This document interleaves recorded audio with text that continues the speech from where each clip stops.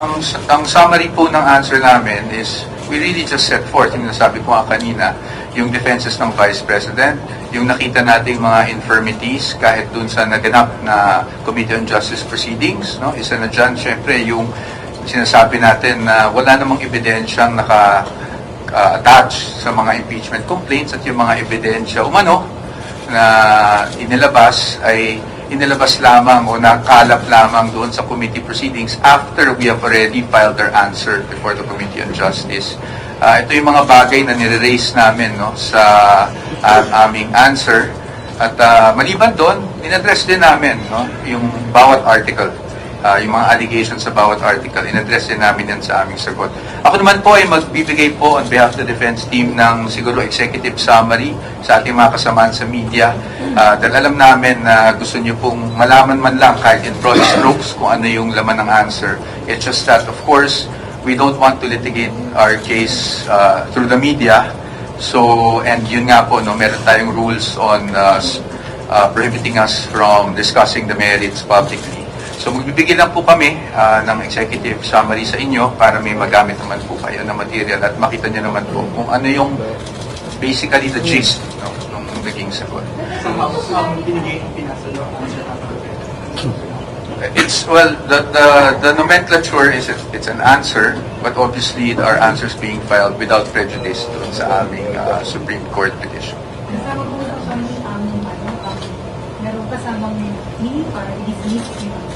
Yes, of course, it's always going to be one of our prayers, no? Dahil nga sa tingin namin, naging infirm yung may mga infirmities yung proceedings bago pa umakyat sa Senado itong articles of impeachment. But having said that, na sabi ko nga, maliban doon, sumagot din kami on the substantive issues.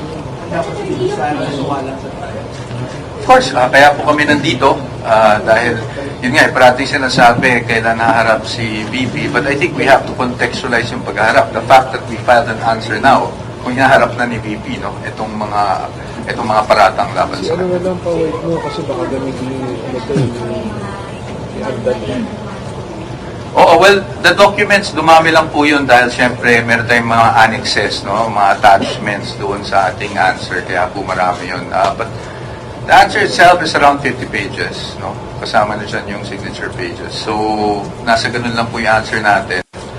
But, baka kasi magulat kayo, medyo nakamaleta nga. But that's because marami lang po talaga mga annexes. Copies, we had to give 5 copies as required by the impeachment court. Ito may mga maleta or documents lahat? Documents po, documents. Although wala na pong laman yan dahil na-file na po namin yung ating answer.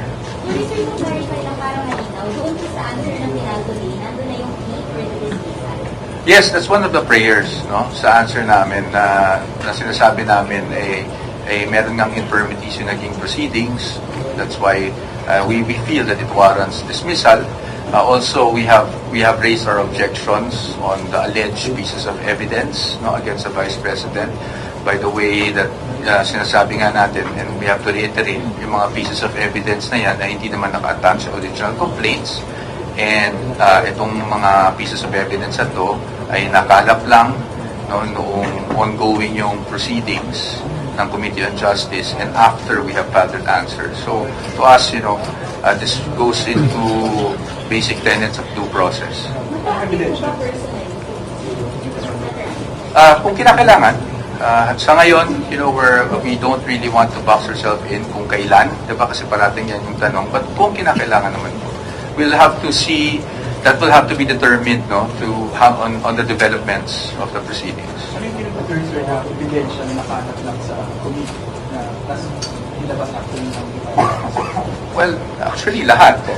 Lahat ng mga lumabas, I'm sure you were following the hearings, So, AMLAC reports, for example, lahat yan, wala naman yan hindi yan naka-attach sa original impeachment complaints. pero ulitin tapusin ko na itong Well, we raised an opposition in our objections basically on the admissibility of pieces of evidence. So, but we'll see. We'll see. Siyempre, ang ultimate prayer talaga namin ma-dismiss ang articles of impeachment. Tayo po kasi ay depensa, so tayo ay maghihintay muna. Of course, we have witnesses in mind, but as to the details, hintayin muna natin kasi ang burden of evidence dito ay nasa prosecution. No? So once they present their evidence, doon natin ma-determine kung ano ba yung kailangan nating i-presenta to rebut whatever they present. Pero are you convinced that the President will not be guilty in the verdict based on your The Vice President, well, we are confident. Attorney, it's more the proceedings that you are questioning. Well, not just the proceedings, ma'am. We question the proceedings, but we also, as part of our answer, talagang sinagot din natin yung substantive part, meaning the allegations themselves, no? So 4 articles of impeachment. Attorney, what specific relief are you asking for from the impeachment? As I said, ultimately, syempre, dismissal po no, ng articles of impeachment. Titingnan natin kung ano yung mangyayari sa proceedings and we will participate and definitely we will abide by what is constitutionally permissible in the constitutional processes laid out.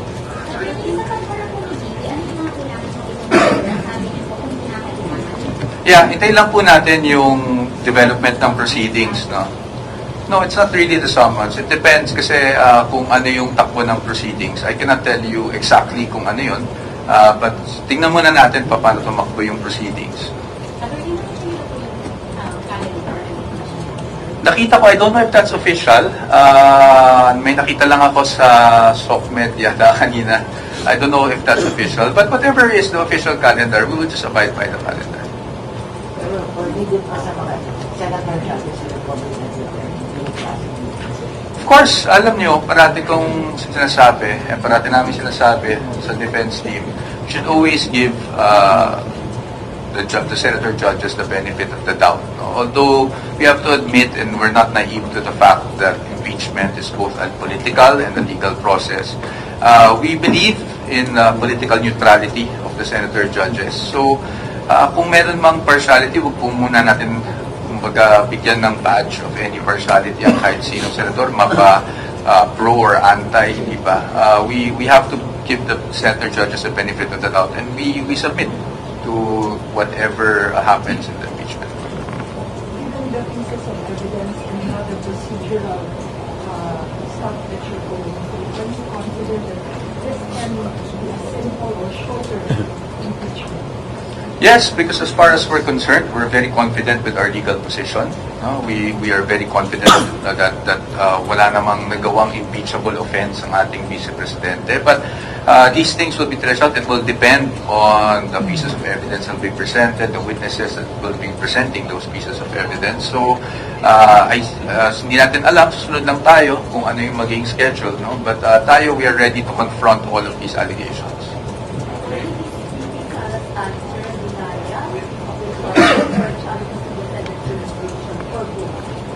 Well, again, I will just have to restate what I said earlier.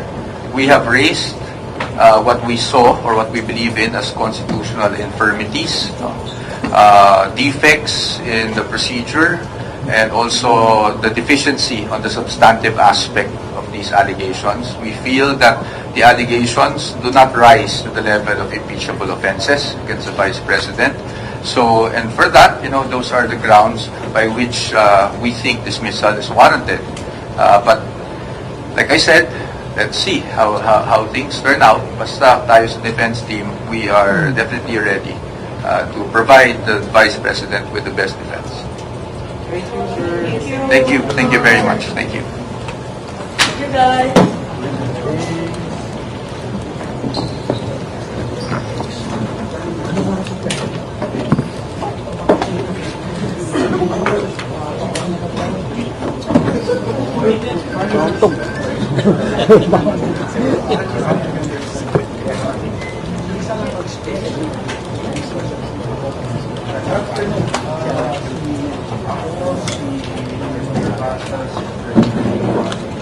Larry.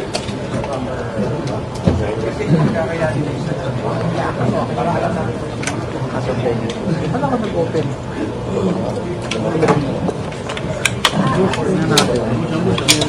ka nag-open? Question,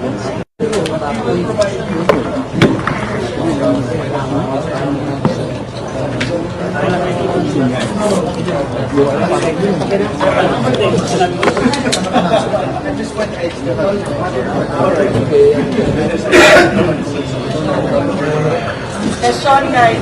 Okay na? Another finishing. Ulitin ko yung pleading ko kaya. Tama, team 3.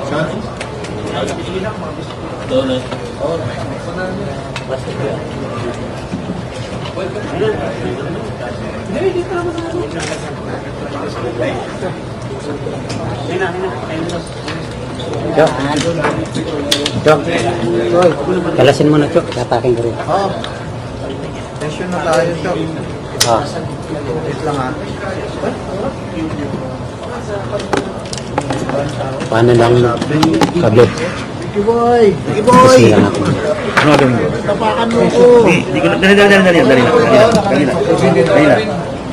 Vicky boy! Ayan, okay na. Okay na, okay na. Pwede na tumayo, guys. Okay na? Live pa? Baka. Uy, nakago. Isa na ipit, Chok. Ang laki na ng kinita nyo.